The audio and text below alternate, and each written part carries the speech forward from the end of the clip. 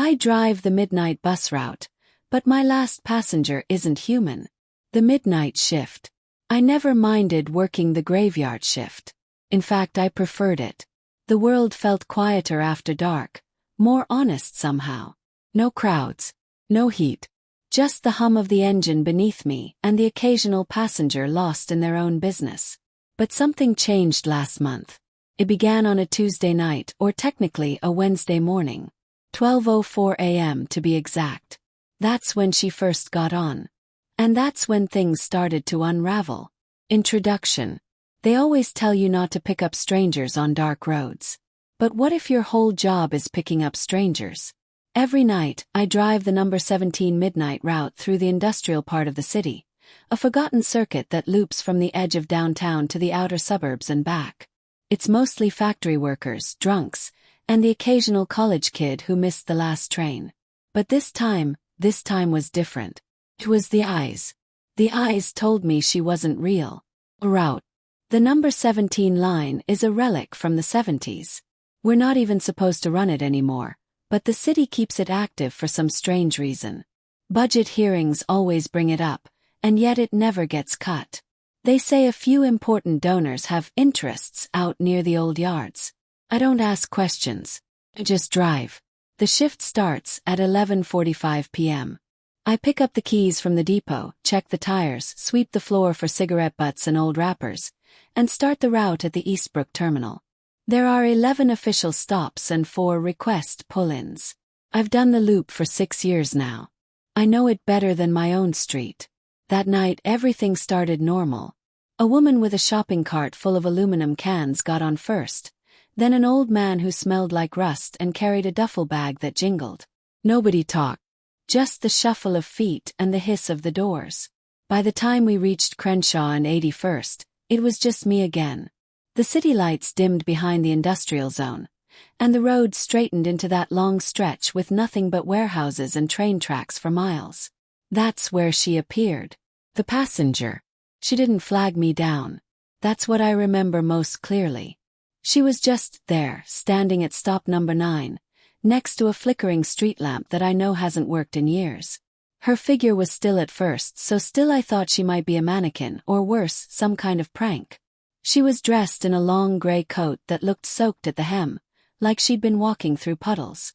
Her hair was jet black and hung limp around her shoulders. When I pulled up, I expected her to move, to signal or speak. She didn't. She just looked at me. And her eyes, I swear to you, were entirely black. Not just her pupils. The whole damn eye. I felt my skin crawl. Not just with fear, but with instinct. The kind that tells an animal to flee before the storm comes. But I opened the doors anyway. I always open the doors. She stepped inside. No sound. No words. No fare. I watched her as she moved down the aisle. She didn't sway with the motion of the bus like everyone else does. Her body glided, smooth, rigid. She took the seat halfway down, window side, and stared straight ahead. I checked the mirror every few minutes. She didn't blink. Didn't look around. Didn't do anything but sit. That's when I noticed the smell.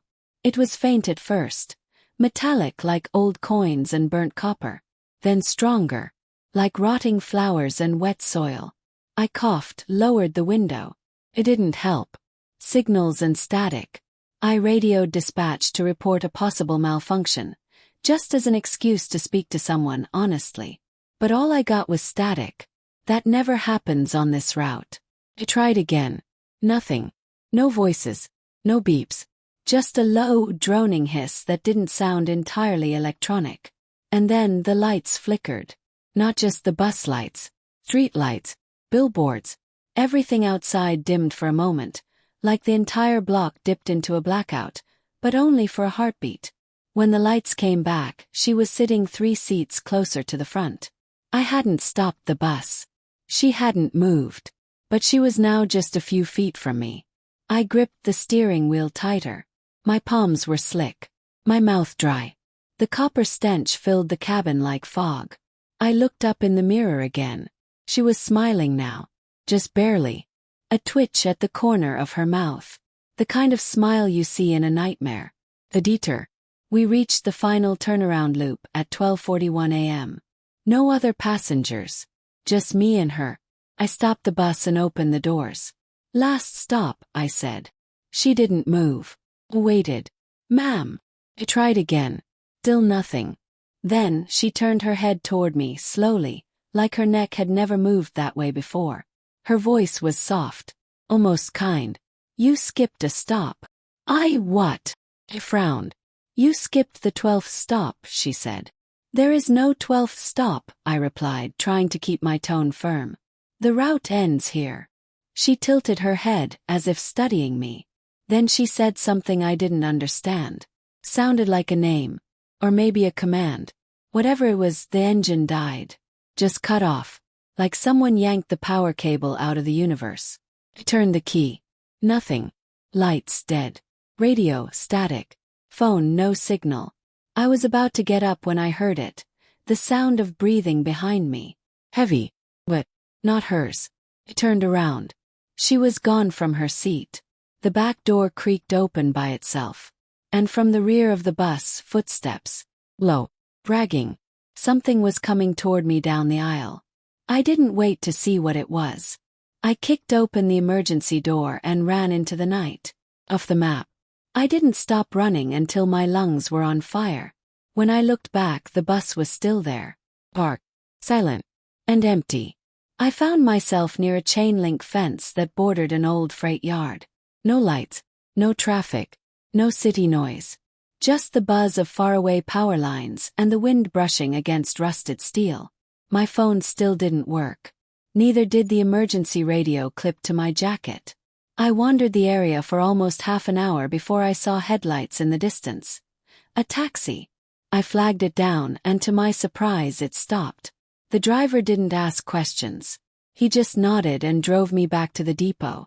I reported the incident. They told me there was no passenger manifest that night. I was the only one who logged any activity on Route 17. GPS showed a normal loop. No interruptions. No engine failure. No deviation. And the strange part. There's no stop number 9. At least not anymore. It was decommissioned 3 years ago after a fire burned down the textile warehouse beside it. Killed 3 workers. Including a woman named Eliza Graves. Black hair. Gray coat. Found in the wreckage with her eyes missing. They buried her body a mile from the stop. Her name was on the city's internal memorial list, but never mentioned in the press. I looked her up when I got home. And in one grainy photo I saw her. That same face. Those same black eyes. Conclusion. The route continues. I haven't driven the number 17 since. But last night I got a call from dispatch. They want me to fill in. The regular driver didn't show. Said he left his bus in the yard and walked off the job. Never explained why. Only thing he told his supervisor was, "She got on again." The missing driver. I didn't want to go back. I told myself I wouldn't. That I'd taken my last midnight loop. That whatever got on my bus that night wasn't meant to ride with the living. But when they told me Mark was missing, the regular guy who took over Route 17 after I quit, I knew I had to go back. Because she wasn't done with me. Not yet. ##### the call. It was 6:13 p.m. when I got the call. Dispatch sounded off. You can tell when someone's forcing their voice to stay neutral. Too calm, too clean, like someone reading a hostage note. "Hey, Dave. Got something weird," they said. "Mark didn't show up for his shift last night. He didn't call in. Bus was found this morning at the old scrap yard outside the loop. Is he all right? We don't know. Bus was empty. No logs. He didn't turn off the ignition, didn't sign out. Left the radio on though. Just static. Static. Same as mine. They wanted me to fill in just for one night until they could reroute a sub. Just one night. I should have said no. But deep down I already knew. She was calling me back. #### pre-shift check. 11:30 p.m. Upo. Everything was quiet. Too quiet. The mechanics didn't make eye contact when I signed the sheet. Even the guy who always played old rock songs from his phone had it off. They knew. Bus number 43 was waiting in the usual bay. Same as last time. I did the inspection, mirrors, tires, fuel. The bus felt off. The steering wheel was sticky, like someone had been gripping it too hard. One of the windows had fog on the inside, even though the AC wasn't running. And the rear view mirror. It was turned toward the aisle already, as if someone had been watching the seats. I adjusted it, sat down, fired up the engine. The dash flickered once, just once, and for a split second the display said, 12 to stop en route. Blinked, looked again. Just the regular loop. I told myself I imagined it, that it was just stress. But even then I didn't believe that. #### stop 1 to 6. The quiet before. The route began the same. A young woman got on at stop 1, wearing headphones and a hoodie. Didn't speak. Sat at the back. Stop 3, 2 construction guys. Drunk. Loud. Made jokes about the girl in the hoodie. She ignored them. Stop 5, nobody. Stop 6. An old woman with a shopping bag full of plastic roses. She said she was headed to the cemetery. You know it's past midnight, right? Yes. She smiled. They don't mind visitors. I didn't ask who they were. I kept going. No sign of her yet. But I could feel her. #### stop 7 to 9. The eyes return. At stop 7 I noticed the air shift. Temperature dropped. Not like AC. But wrong. Like the cold of a place that hadn't known warmth in decades. I looked at the mirrors. The girl in the hoodie was gone. So were the construction guys. I hadn't stopped the bus. The only one left was the old woman with the roses. She was still smiling. I turned around. Seats. She was gone too. I stopped the bus. Got out. Checked the aisles. Every seat was dusted in a thin layer of white powder. Maybe. That's when I realized. The clock on the dash hadn't moved. Still 12:38 a.m. For the last 20 minutes. And up ahead, stop number 9. I wasn't going to stop. I told myself that again and again. But my foot hit the brake like something else was in control. The doors opened. And she was there. Same coat. Same wet hem. Same pitch black eyes. She stepped on without a sound. Walked down the aisle. Took the seat behind me. And this time she spoke. You brought the wrong passengers. #### the conversation. Her voice was hollow. Like someone echoing from deep inside a cave. They don't belong to this route, she said. I didn't choose them, I replied. You were warned. Yet you left my stop undone. There is no 12th stop. She didn't answer. Just leaned forward. I could feel her breath on my neck. Smelled like dirt and iron. You have to finish the route, she whispered. Or it finishes you. I turned to face her. She wasn't there. Instead, every seat was filled. Dozens of passengers. Silent. Staring straight ahead. Their eyes. All of them completely black. Some had no mouths. Others had gaping holes in their throats. They weren't breathing. They weren't alive. And they were waiting. #### off route. The wheel turned on its own. I fought it, but the bus veered off the usual road and into a part of the city I didn't recognize. No buildings. Just fog. Thick and pale and pulsing. The street signs had no names. Just numbers. 01, 02, 03, counting up. We passed 09. Then 10. Then 11. And then 12. The sign was rusted and bent. The stop itself. A rotted bench, sunken into wet earth, surrounded by white trees that looked more like bones than wood. I stopped the bus. Every passenger stood up. Moved as one. Filed off one by one into the fog. Each time one left I felt lighter. As if something had been sitting inside my bones. Then only one remained. She stood at the door. Looked back at me. And smiled. Not the crooked, terrifying smile from before.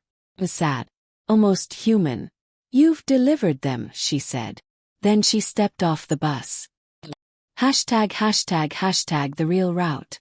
The fog cleared in seconds. I was back on Crenshaw Avenue. The time on the dash. 1:03 a.m. My shift still had 40 minutes left. I drove in silence. No more passengers. No voices. No breathing. Just the sound of the engine, and the hum of something deep beneath the road. I pulled into the depot at 1:45 a.m. sharp. Cut the engine. Signed the log. When I turned to leave the bus, there was a note on the seat behind me. Written in black ink in sharp, spidery letters. Thank you. One route remains. Conclusion. A second loop. I didn't tell dispatch what happened. They wouldn't believe me. But I kept the note. And every night since, I've dreamed of the 12th stop. Of those passengers with eyes like tar pits. Of something still waiting in the dark. And I can feel it. There's another route. One beneath this one. Something older. Something hungry. And somehow, I've been chosen to drive it. The man in the green hoodie. It's been 4 nights since I dropped her off at the 12th stop. 4 nights without passengers. 4 nights of quiet roads. 4 nights of pretending it's over. But something's changed. The city doesn't look the same anymore.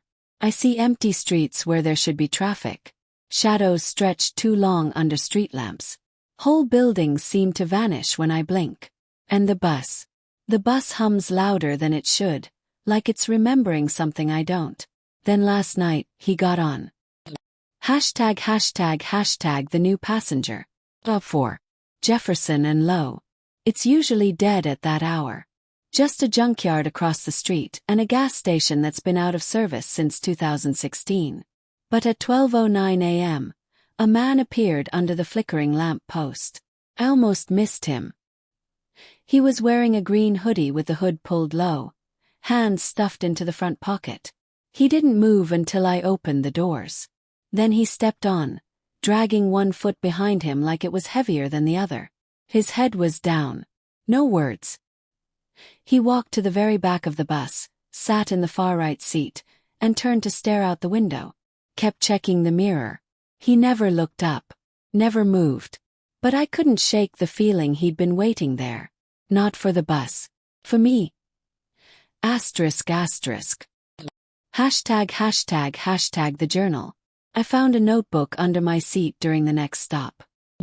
Leather-bound. Smelled like mildew. I didn't put it there.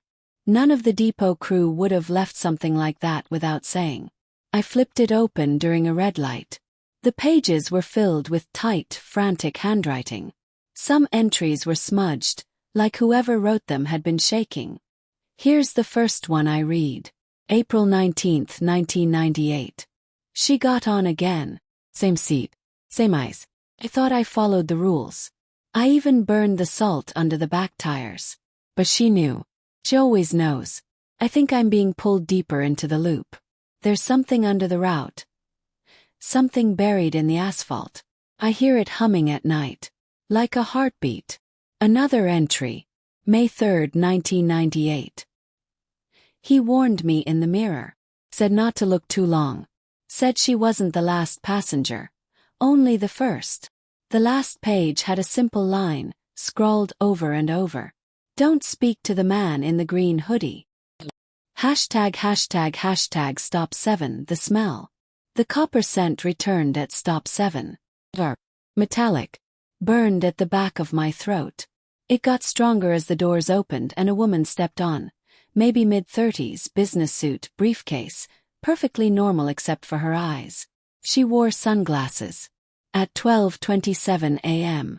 And I swear under the lenses, her eyes glowed faintly red. She didn't speak.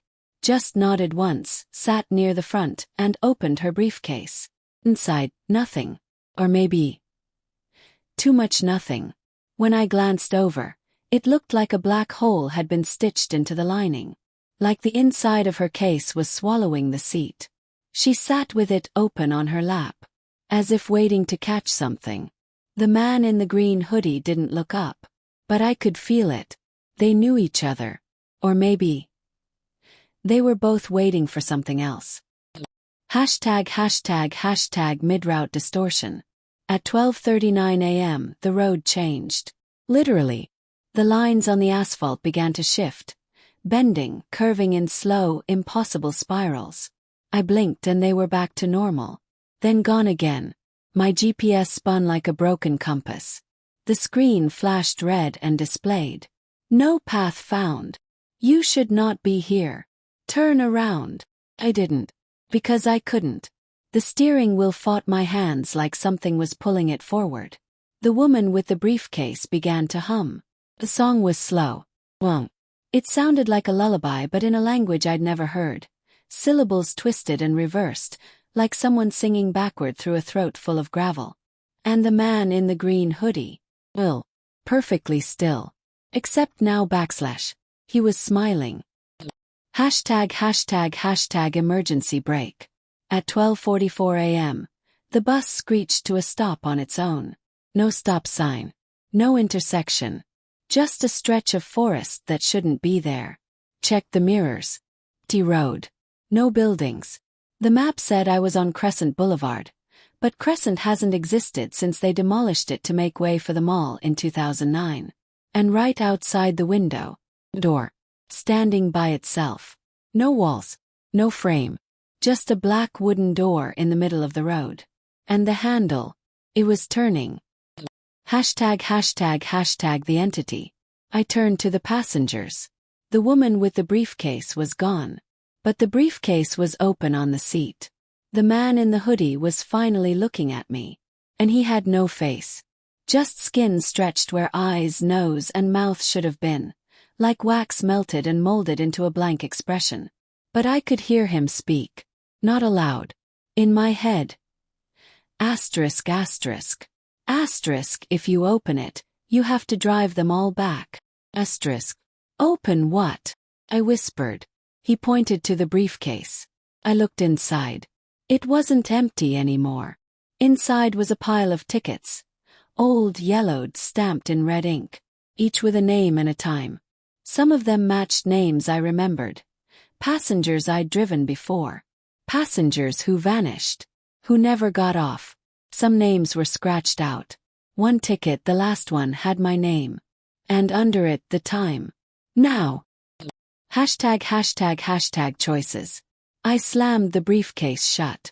The bus roared to life again. The door outside vanished like smoke. The road returned. The sky cleared.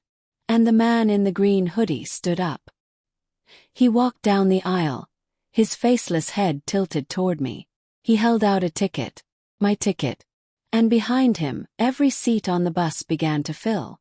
Passengers blinked into existence. Some familiar, some monstrous, all silent. Waiting.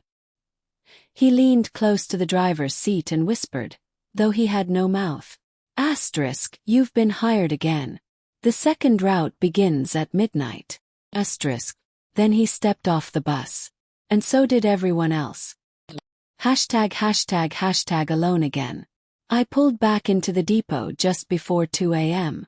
No passengers. No strange smells. No radio static. Just the sound of the engine winding down. I checked under my seat before I left. The briefcase was there. Still shut. But the humming had returned. Low. Constant. Like the purring of something massive beneath the ground. And when I locked the bus and turned to leave, I saw a note taped to the windshield. 3 stops left. Bring them all. M******. I don't know who M is. I don't want to. But I'll be back tonight. Because if I don't drive the second route, someone else will. And they might not come back. Route 2 begins at midnight. The second route isn't listed on any city map. It doesn't appear in the depot logs, the GPS, or even the ancient, coffee-stained paper route binder tucked behind the driver's seat. But it exists. And last night I drove it. I didn't mean to. I didn't choose to. But the second I stepped onto bus number 43, the locks clicked shut behind me, and the lights flickered into something not fluorescent. More like candlelight. Flickering. Alive. And the briefcase. Still under my seat. Still humming. ### departure. 12 a.m. sharp. The clock glowed blood red on the dash. I turned the key. The engine coughed. Not mechanical, but organic, like something clearing its throat. The mirrors were warped. Not cracked, bent, like the glass itself had been stretched. And in the reflection, I saw someone sitting in the back seat. A girl. Not the one from before. This one had no face. Just a blank canvas where eyes, nose, and mouth should be. Like a doll left unfinished. She raised her hand in the mirror. Only in the mirror, and pointed left. I didn't question it. The wheel turned on its own. And Route 2 began. Hashtag the forgotten streets. We left the depot and entered a part of the city I'd never seen. Not just unfamiliar, impossible. The streets curved in on themselves, looping like the inside of a snail shell. Buildings leaned inward, too tall and too thin, windows like blinking eyes. There were no signs, no lights, only stop markers carved into black stone.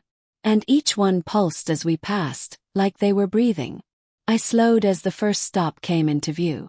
The sign said, "Stop 1, the whispering staircase." And on the curb a man stood. Hashtag passenger 1. He wore a trench coat covered in dirt and moss. His eyes were stitched shut, but he turned toward the bus as if he saw me.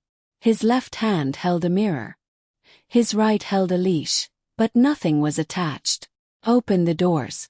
He stepped on. The air grew wet. Mold bloomed on the rubber floor. The windows fogged over with handprints. He sat in the front row and whispered, "Don't let her speak. She's listening." "Who?" I asked before I could stop myself. But he just smiled. And from behind me, a second voice replied, "You'll know her when she opens her mouth." Hashtag passenger 2. Stop 2 came faster than expected. The bus didn't coast, it jerked like something slammed the brakes. This stop didn't have a sign.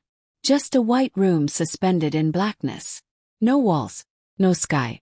And in the center, a woman in a red dress, arms folded, eyes glowing bright green. She stepped onto the bus without a word. And every seat behind her filled instantly. Not with people. With shapes. Cloaked figures. Some small, some massive. Their faces hidden. Their bodies twitching with wrong rhythms, like they were flickering through different dimensions. The trench coat man covered his mirror. The humming from the briefcase surged. The bus tipped for a moment. Actually lifted off the right tires before settling again. She sat 2 seats behind me. Then, she spoke. Hashtag the voice. Her voice wasn't sound. It was memory. As soon as she opened her mouth, I remembered things I never lived. A woman screaming in an iron bathtub, a child drawing circles in blood, a dog that wouldn't stop barking until its tongue unraveled like rope. I clutched the steering wheel, gritting my teeth to keep from losing control. And then I realized. The road was gone. We weren't driving anymore. We were falling. Downward. Endlessly. Hashtag briefcase revelation. I opened the briefcase. Desperate for answers. The tickets inside were gone. In their place, Polaroids. Each one blurry. Each one of me, different versions of me. In one, I was driving a school bus with screaming children behind me. In another, I was standing in a graveyard holding a shovel. In the last photo, I was asleep in my own bed. And someone was sitting at the foot of it, wearing a green hoodie. Hashtag stop 3. The mirror turn. We landed with a crunch, tires scraping gravel. Stop 3. A crooked mirror leaned against a wall of bone-white trees. The sign read, "Stop 3, turn but do not look."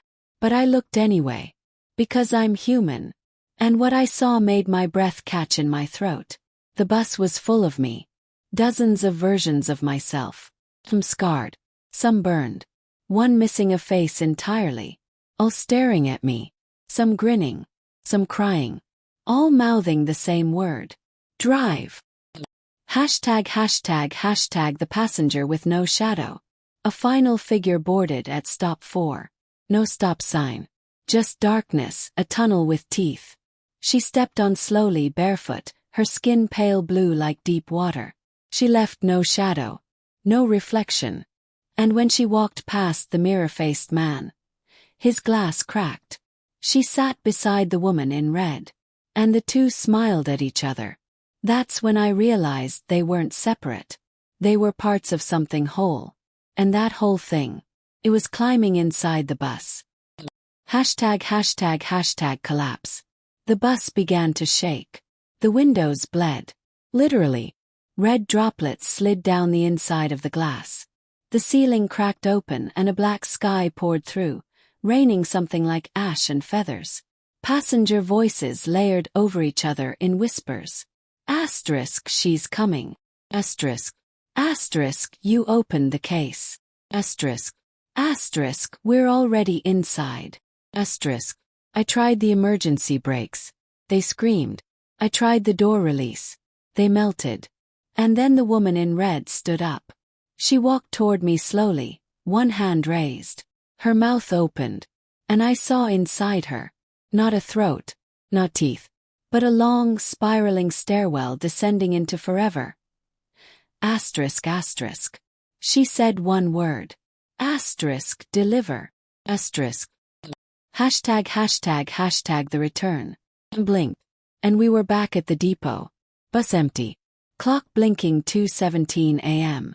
But the briefcase was open in my lap. Inside 3 new tickets. No names. Only coordinates. 3 more stops. And beside them, a new photo. Security camera still frame. Of the depot. Of me. Getting off the bus. But I'm still sitting in the seat. ### closing entry. I don't know if I'm me anymore. Maybe I left myself behind somewhere on Route 2. Maybe I'm just another passenger now, driving because something needs me to. But one thing's certain. The second route isn't the last. Because under the tickets, beneath the photos, there was a 4th card. Not paper. Stone. Carved with a symbol I've never seen. And a date. July 31st, 2025. In blood red ink. Under it. Third route opens. No doors. Only choices. And I swear. The steering wheel smiled. No doors. Only choices. They say the third route doesn't use roads. That it doesn't need wheels or fuel or headlights. 'Cause it doesn't take you anywhere. Shows you. Shows you what you've forgotten. What you've buried. What waits at the center of you. Whispering from behind the mirror of your soul. And now I know why that final note said. No doors. Only choices. Because once you're on the third route, there's no getting off. ### prelude. The stone card. Started with the stone card. Smooth. Heavy. Etched with a symbol that pulsed faintly when I touched it. Like it had a heartbeat. The moment my fingers brushed the surface, the world shrank. Not in size but in importance. The depot around me blurred like background static. The concrete under my boots vanished. And a voice echoed behind my eyes. * third route initializing. Align the truths. *. And just like that, I was on the bus again. Except this time I didn't remember getting on. ### the bus with no beginning. The interior looked the same but older, like it had been buried. Dust thick as fog floated in the air. Every seat had names scratched into them, layered over again and again in dozens of different hands. I checked the driver's console. No wheel. No pedals. Only a single lever labeled. Accept/refuse. That was it. No engine hum. No dashboard lights. Only the distant sound of someone crying far below the floor. I pulled the lever to accept. The bus lurched. And the walls peeled away. ### the third route begins. There were no streets. No stops. Only windows. Each one showed something different.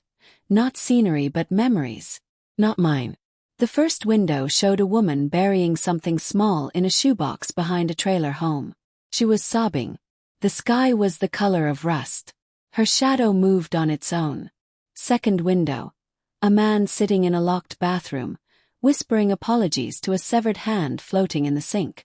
Third window. A child drawing endless circles in crayon on a cracked linoleum floor. No door. No furniture. Just circles and the sound of chewing. They weren't passengers. They were confessions. And somehow, the bus wanted me to witness them all. #### first choice. The unlocked seat. Seat 7B clicked open. Just once. Loud enough to make me flinch. A sheet of paper lay there, folded into a perfect triangle. I unfolded it. Inside. Choose which truth to forget. Asterisk the night you drove past the screaming girl without stopping. Asterisk the night you turned off the radio and let the voice go unheard. Asterisk the night you saw yourself watching from the back seat. Each had a checkbox beside it. Had no pen. But my finger burned when I hovered over the boxes. It wanted blood. I closed the paper and left the seat. And from behind me, a whisper. Asterisk, you always choose to forget the worst one. Asterisk. #### the passenger with my face. At the back of the bus someone stood. Same jacket. Same boots. Same scar above the eyebrow I got in high school from a broken bike chain. He tilted his head when I turned. And walked forward seat by seat, never blinking. When he got close enough I saw the eyes. Not mine. Hers. Jet black. Reflective. Endless. He handed me a ticket. Name. My address. But the destination read. When you first lied to yourself. #### the collapse of time. At 12:48 a.m. the clock exploded. Literally. Glass sparks and static poured from the dashboard. But the time remained, burned into the windshield. 12:48. 12:48. 12:48. No matter how many times I blinked, it was always that moment. And the bus replayed itself. Each loop more twisted than the last. Loop 1 asterisk. All passengers were mannequins. Their mouths opened like shutters. Everyone screamed my full name. Loop 2 asterisk. The windows showed my childhood home, but it was burning. Inside I was laughing. Loop 3 asterisk. The bus didn't move. The world around it did. Folding in like paper, crushing buildings, turning the sky into glass. I hit the lever. Fuse. The bus stopped. Everything froze. #### the doorless stop. For the first time on this route I saw a stop. But there was no door. No curb. Just a platform floating in blackness. On it, a man in a conductor's uniform with no skin on his face. His teeth were gold. His eyes blinked sideways. He held a clipboard. Name, he rasped. I hesitated. He looked up. Name. I whispered. David. He crossed something off the clipboard and said, Asterisk, you lied again. Asterisk. Then handed me a new briefcase. This one was cold. And bleeding. #### the second briefcase. Inside were 5 masks. Each one shaped like my own face, but with different expressions. 1. Grief, eyes hollow, lips trembling. 2. Anger, teeth bared, nose broken. 3. Euphoria, frozen in an unnatural smile. 4. Blank, no emotion at all. 5. Split, one half happy, one half crying. A card beneath them read, Choose how you will be remembered. I didn't pick any. I slammed the case shut. But the masks crawled out on their own, skittering like insects across the floor. And passengers began to step on board again, each wearing one of my faces. #### the fourth route beckons. The bus pulled itself out of the memory dimension like a whale breaching dark water. The sky returned. The road returned. But everything was wrong. Upside-down buildings. A moon that pulsed like a dying heart. Signs written backward and in a language I only understood in nightmares. And the dash. A new message glowed. Fourth route unlocked. Underneath. Beginning July 8, 2025. 3 nights from now. And in my jacket pocket. Single note. Scratched in pencil, as if written in a rush. Don't take passengers on the fourth route. They're already inside you. Hashtag end of shift. I woke up in the driver's seat. 2:13 a.m. The bus parked in the depot. No passengers. No briefcase. No mask. Just a smear of blood on the inside of the windshield. And a voice in the back of my mind that no longer sounds like mine. It keeps repeating the same phrase. There's no such thing as an empty seat. Asterisk. They're already inside you. There are no maps for the fourth route. No starting point. No ending. Just an invitation. I found mine carved into the underside of my own fingernail. Not written. The message was short. July 8th, 2 a.m. Arrive. Do not open your mouth. So I drove. I didn't start the engine. Didn't grab the keys. Didn't even leave my apartment. But the next thing I remember, I was behind the wheel again. Bus number 43. All lights off. And every seat already full. Hashtag the inward route. This one didn't go outward. It went in. Not metaphorically. I mean inward, through walls. Through people. Through places that should have shattered the frame of the bus like a tin can. But we passed through everything like smoke. Silence curling around us as the world dissolved. There was no sky. No road. Only static shadows. Faces flickering in and out of existence like old VHS burns. And as we drove, each passenger whispered. Not to me. To my memories. Hashtag passenger 1. My father's voice. A man sat in seat 4A. He looked like a stranger. Wore a yellow work vest. Had hands that looked crushed. Bones pressed out of skin like dried twigs. But when he spoke, it was in my dad's voice. Asterisk. Why didn't you answer the phone that night? Asterisk. My grip tightened on the wheel. I was asleep, I murmured. The man turned slowly. No expression. Just that voice again. Asterisk. I called 6 times before the car hit the river. Asterisk. Blinked. Looked at the mirror. Seat 4A was empty. But water now pooled in the aisle, smelling of algae and diesel. Hashtag passenger 2. The forgotten girl. Kit 6C. A teenage girl with red-dyed hair and half a face. She didn't speak. Not with her mouth. She pulled out a spiral notebook and flipped it open. The page read, "You promised you'd walk me home. You didn't." I tried to respond. To say something. Anything. But the moment I opened my mouth, something climbed in. Not physically. Mentally. Emotionally. It was cold and dry and impossibly ancient. And I remembered. Not who she was but what I had let happen. A scream scratched itself across the inside of the windows, loud enough to crack the glass. When I looked again, her seat was full of salt. Hashtag the voice beneath the bus. By 2:13 a.m., the road was gone completely. We weren't driving on anything. The wheels spun, but the bus hovered in darkness, suspended by something I couldn't see. And from below came the voice.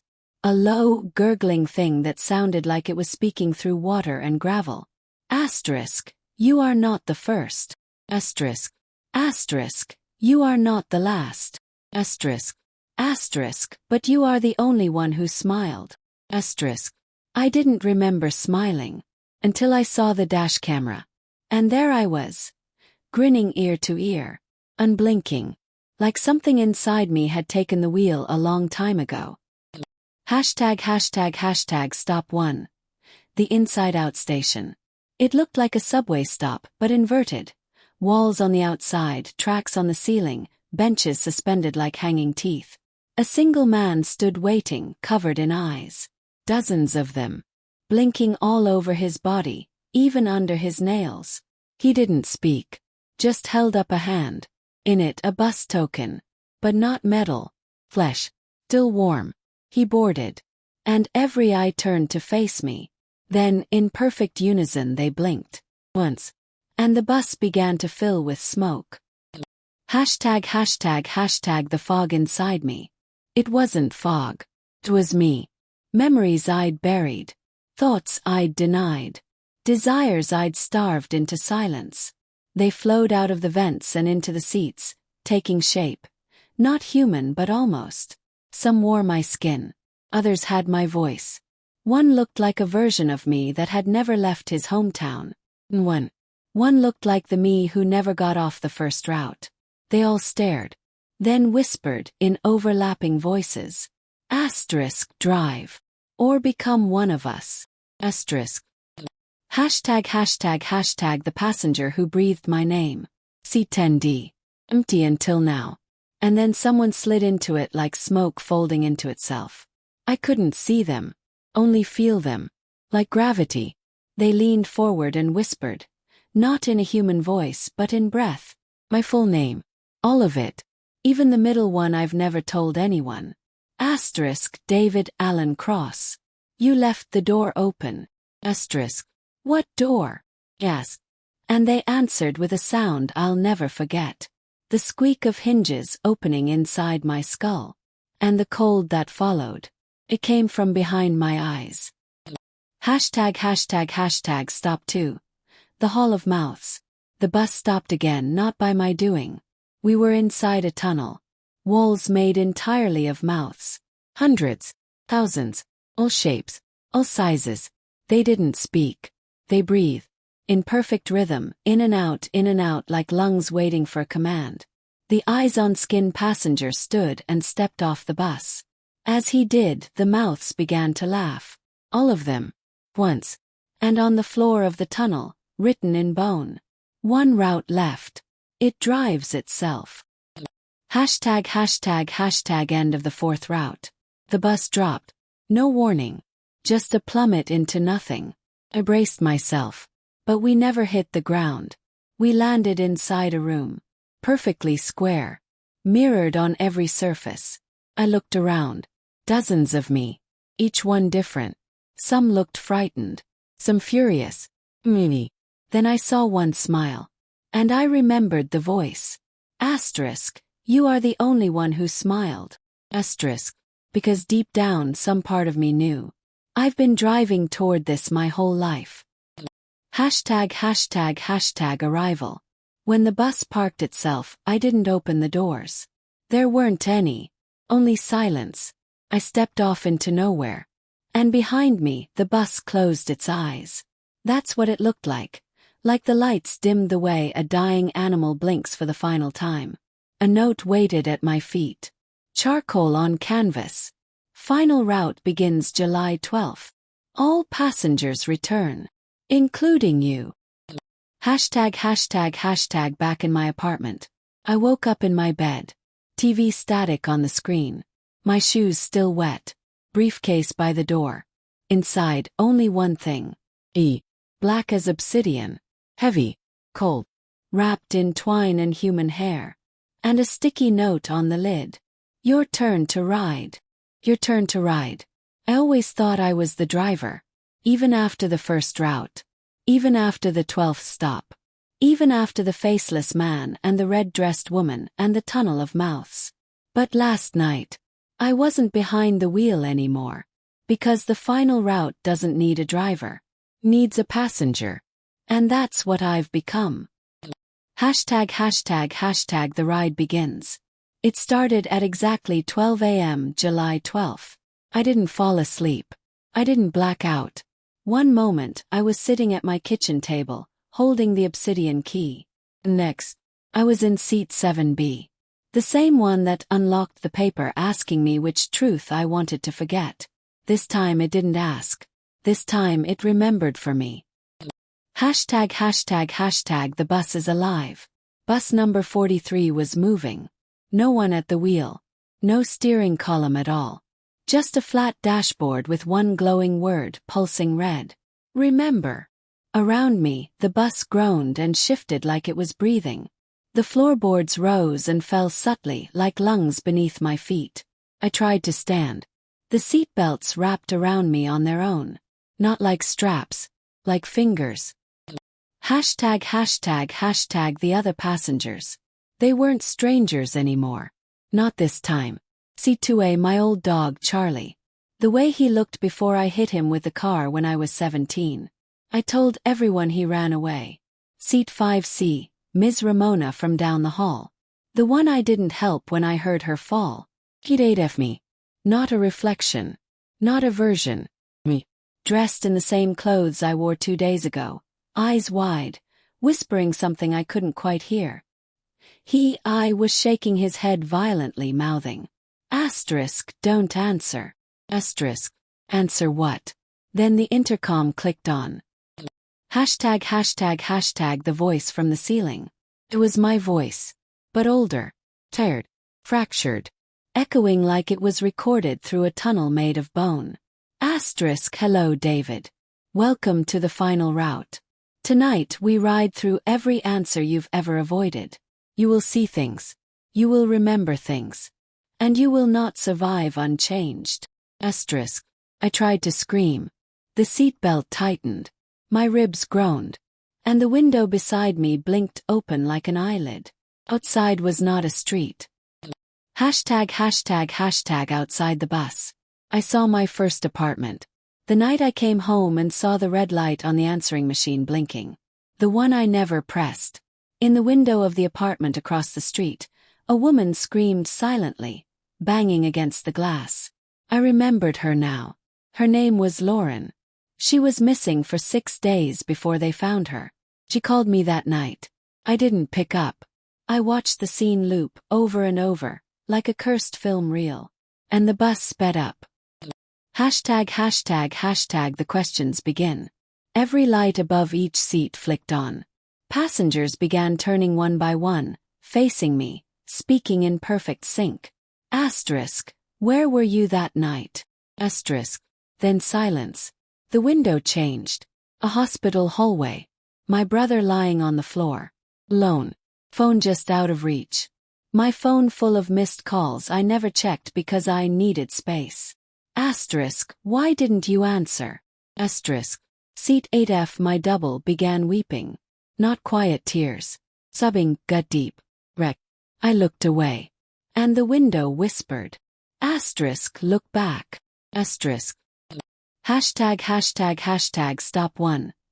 The coffin station. The bus jerked to a halt. There was no platform. Just a single pine coffin in the middle of a white void, lit from above like a stage. The bus doors hissed open. Smoke rolled in. And I stepped out. Not the double in seat 8F me. Physically. Flesh and bone. I didn't remember moving, but I saw myself walking down the aisle. Then I was watching from 7B as myself approached the coffin. Opened it. Inside, a TV playing a loop. Me. 9.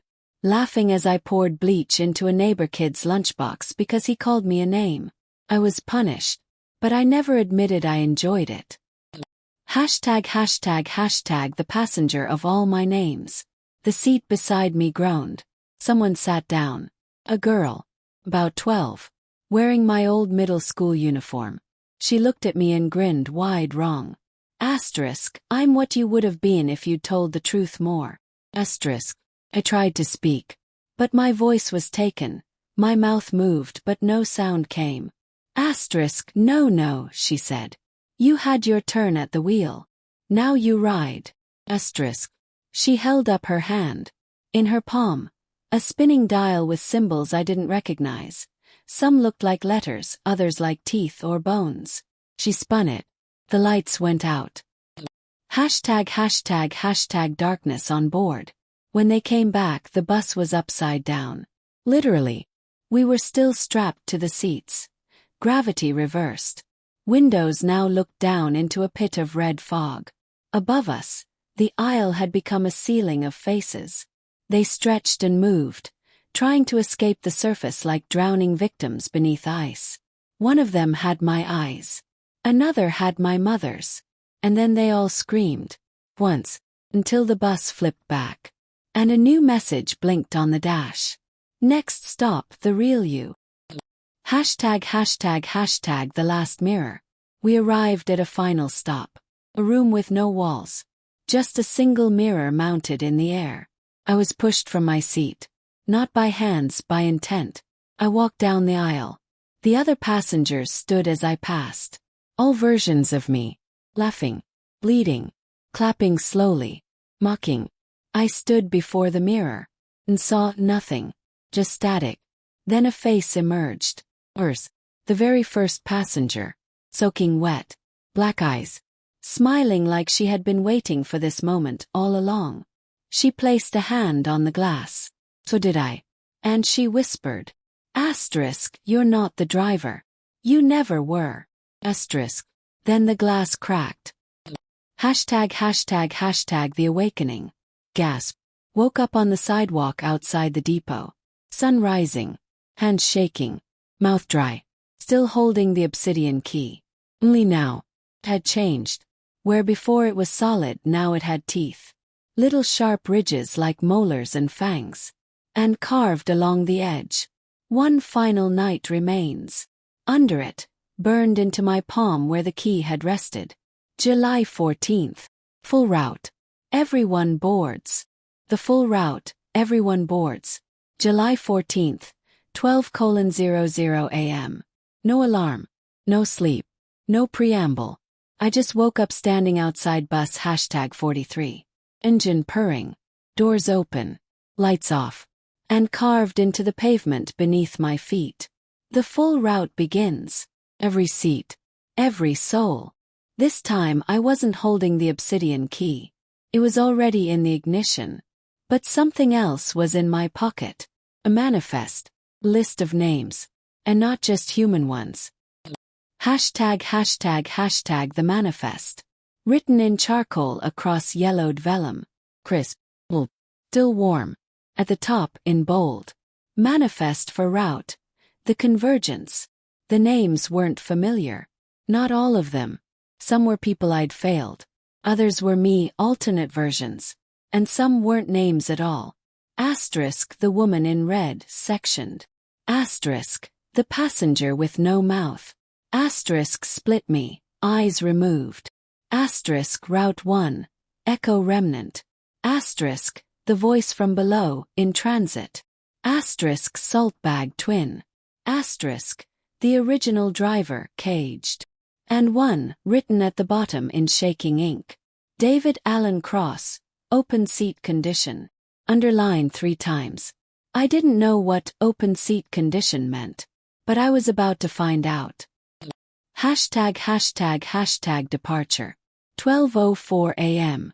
I turned the key. Not because I wanted to. 'Cause the bus told me to. The ignition whispered something wet and ancient into my ear. And the lights flickered on like eyes opening underwater. In the rearview mirror, passengers were already seated. Every seat. Full. Even the aisle was crowded with standing shadows, figures stacked sideways, bent into impossible angles to fit. Some wore masks. Some wore my skin. And in the driver's seat beside me, where there shouldn't be a seat at all, sat the original driver. The original driver. He looked like me. Older. Wasted. Splintered. Half of his face was burned black, the other pale and stretched too tightly across bone. But the eyes were unmistakable. They were mine. He turned his head slow and stiff like his neck was rusted shut. This is the final route. You won't drive it. You'll witness it. Then he reached into his chest, fingers pushing through ribs like wet paper, and pulled out the steering wheel. He handed it to me. And it bled. First stop. The Mouth Graveyard. We pulled into the first station and I almost threw up. The station platform wasn't solid. It was made of mouths. Thousands of them stretched into the concrete, all gnashing and whispering and retching sound into the air like steam. Standing there, the woman in red. Her dress trailed behind her like a living vein. She boarded without stepping. Just appeared inside seat 3A. The mouth screamed. One lies, one dies. The doors hissed shut. And the bus groaned as it pulled back into motion. Like it knew the weight of what it carried now. The unending loop. The bus didn't follow a road. Followed a loop. Every 5 minutes, we passed a version of the same stop. A child waiting with no face. Asterisk a man digging a hole shaped like a bed. Asterisk a nurse standing on the roof of a hospital, holding a lantern full of screams. Each time someone boarded. But no one ever left. At stop #6, the saltbag twin returned. Pale burlap skin, filled with the sound of breathing from the inside. He dragged a briefcase behind him. Not a briefcase. My briefcase. The one I left back on Route 2. ####the briefcase opens. He dropped it in the aisle. Popped open on its own. Inside. Asterisk my parents' wedding rings. Asterisk my high school yearbook. Every face scratched out but mine. Asterisk the stone card with the spiral sigil, now pulsing like a heartbeat. Asterisk and at the very bottom, a single bus ticket. Destination. The center of the route. My name stamped over it.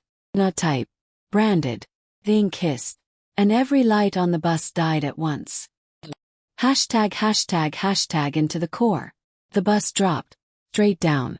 No road. No gravity. Passengers screamed. Or maybe I screamed. Didn't matter. When we landed, it was like hitting the bottom of a well full of blood and static. The windows blacked out. The seats melted together into a writhing nest of limbs and grins. Only one door opened. The front. Where the mirror used to be. It led not outside but inward. Long hallway. Carved in meat. And at the end, was me. #### the other me. Not another version. The version. The one who started this all. The me who took the job at midnight and followed every rule. He looked tired. His smile had cracked open into a grimace. He held out a small slip of paper. Do you remember now? He nodded. 'Cause I did. All of it. The first route was a test. The second a door.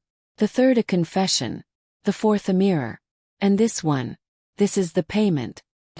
#### the truth of the route. I took the paper. It burned away instantly. And a voice, the route itself, filled the corridor. Asterisk, one route becomes another. One driver becomes passenger. One soul becomes vessel. Asterisk. Asterisk, you've brought them. Now you must release them. Asterisk. Turned. The passengers were watching me through the walls. Their faces pressed into the meat, waiting to be set free. Some crying. Some eager. All of them mine. And suddenly I understood. I wasn't the driver. I was the door. Asterisk asterisk. #### release. The wheel in my hands beat like a heart. I placed it into the slot carved in the wall. Fit perfectly. And when I turned it, every passenger screamed in unison. The bus split down the center. From that split light poured out, black light pulsing with memory. And one by one, each passenger stepped through. Not to safety, but to their end. An end they'd waited for. An end I'd prevented for far too long. Till now. #### the empty bus. When the light faded, I stood alone on the bus again. No seats. No mirror. No windows. Only a reflection on the floor. It was me. Smiling. Holding keys I never remember taking. A voice behind me whispered. Asterisk, now that they're gone. Who drives you? Asterisk. Who drives you now? The full route ended 3 nights ago. But I never got off the bus. Because there is no getting off. Once you complete the final route, you're not a driver. You're not a passenger. You become something else. Vessel. I feel them still, the voices, the shapes, the memories. Riding just under my skin. Twisting the inside of my eyes. And worst of all, I don't remember who I am anymore. #### the aftermath. I woke up in the depot. Same uniform. Same badge. Same number. Bus number 43. But everything was wrong. There were no other buses. No depot staff. No security lights. Just me. And the reflection of the bus in the depot glass. But it wasn't parked. It was driving. In the reflection, bus number 43 was moving on its own. And behind the wheel was me. But not me now. A version of me I didn't recognize. Smiling. Hashtag the paper trail. In my locker I found a box. Unmarked. Icy. Still warm. Inside. Asterisk 17 torn bus tickets. Each with a different version of my name. Asterisk a black and white photo of the bus depot from 1942. A driver stood in front of bus number 43. It looked exactly the same. The driver looked exactly like me. Asterisk and at the bottom a map. But not of roads. Of decisions. A tangle of inked branches, like veins or lightning. Every fork labeled with a phrase. Told the truth. Let her die. Answered the call. Chose silence. Chose escape. At the very center. The route. And under it, written in blood-red ink. The route is the route. Return. Hashtag re-entry. I didn't plan to board the bus again. I tried to burn the keys. Tried to bury the map. Tried to leave town. But Route 43 isn't a bus route. It's a cycle. And when I turned the ignition again, against every shred of reason, the sky split open. Not metaphorically. Literally. The clouds peeled back like eyelids, revealing a churning wheel of symbols and faces. The street below stretched long and red, paved with names I could no longer read. And in the first seat behind me, sat my mother. Hashtag passenger zero. She didn't speak. She didn't look at me. She just stared out the window as if she were seeing something I couldn't, or refused to. Then softly. Asterisk. It's almost done, David. You've brought them far enough. But you know what waits at the route, don't you? Asterisk. He nodded. 'Cause now I did. The passengers, the routes, the faceless figures, the red-dressed woman, the mirror people, the black-eyed version of me. They weren't random. They were fragments, pieces, all waiting to return to where I started. To what started me. Hashtag the town that wasn't there. I drove the bus out of the depot and into a town that shouldn't exist. No name on the signs. No people on the sidewalks. Just flickering buildings made of memories I hadn't earned, or had long forgotten. Asterisk the playground where I broke a boy's nose for calling me empty. Asterisk the alley where I told a woman I loved her and meant none of it. Asterisk the tree where I buried my first memory. And finally, dead-end road. At the end. A single door, standing alone in a field of ash. The same one I saw on Route 3, when I opened my mouth and something climbed in. This time, I was supposed to go through. Hashtag the door to the route. I left the engine running. I stepped out of the bus. The door waited, humming faintly, not like machinery but like breathing. Carved into the wood. Only those who never lied to themselves may enter whole. I reached for the handle. And from behind me the passengers disembarked. Everyone. Hundreds. Thousands. Versions of me. People I'd harmed. People I'd forgotten. Creatures made of choices I'd made without knowing. All silent. All waiting. Open the door. And the sky flipped. Hashtag inside the route. It was a chamber. Not of stone. Not of light. A space made of emotion, compressed and cracking. I saw myself in every wall, every version. Each one whispering a single phrase. Asterisk, you were never driving. Asterisk. At the center of the chamber sat a figure with no face. Only a mirror. And when I stepped toward it, I understood. This was the origin. The passenger that never left. The one who boarded the very first night, on the very first run of the midnight route. The one I let on. The one who looked just like me. Hashtag the passenger speaks. The mirror shimmered. And the figure spoke in my voice. Asterisk, there was never a bus, David. Asterisk. Asterisk, there was never a route. Asterisk. Asterisk, there was only the path you walked every time you lied, every time you drove past the truth, every time you chose comfort over conscience. Asterisk. The room collapsed inward.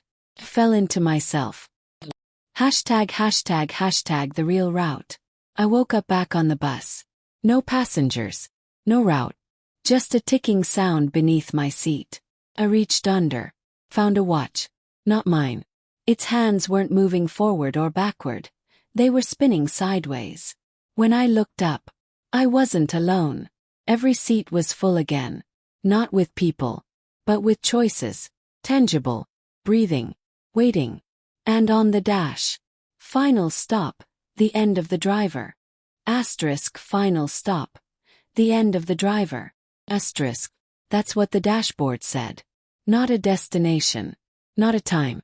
A statement. The bus was still. Silent. Every seat full but not with passengers. With choices I had made. Some looked like people. Some like shadows. One was just a steaming pile of broken cassette tapes labeled asterisk. Things you told yourself were okay. Asterisk. Each seat whispered. Each one said my name. Each one said it differently, with pain, with guilt, with rage. And the wheel was gone. Hashtag hashtag hashtag no more driving. There was no control now. Only acceptance. Understood.